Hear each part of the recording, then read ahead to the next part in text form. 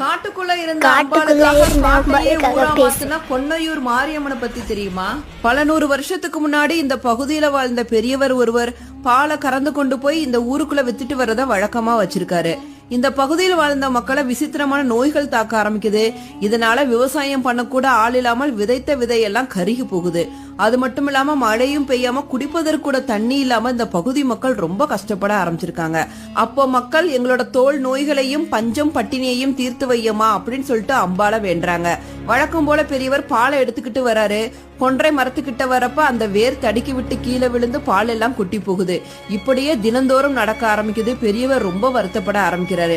ஒரு நாள் கோடாரியை எடுத்துட்டு வந்து அந்த கொன்றை மரத்தோட வேரை வெட்ட ஆரம்பிக்கிறாரு. அடுத்த நிமிஷம் அந்த வேர்ல இருந்து ரத்தமும் பாலுமா பீறிட்டு வர ஆரம்பிக்குது. இத பத்தி ஊர் மக்கள் கிட்ட சொல்றாரு.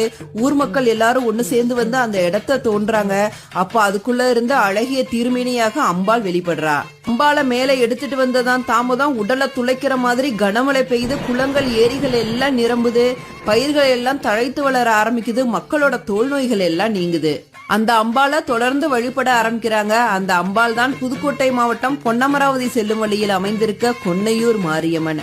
இந்த பகுதியில கொன்றை மரங்கள் அதிகமாக இருந்தனால கொன்றையூர் அப்படின்னு வழங்கப்பட்டு காலப்போக்குல மருவி கொன்னையூர் அப்படின்னு ஆயிடுச்சு. இங்கே பங்குனி மாதத்துல நடைபெறுகின்ற 15 நாள் திருவிழா ரொம்ப ரொம்ப பிரசித்தி பெற்றது.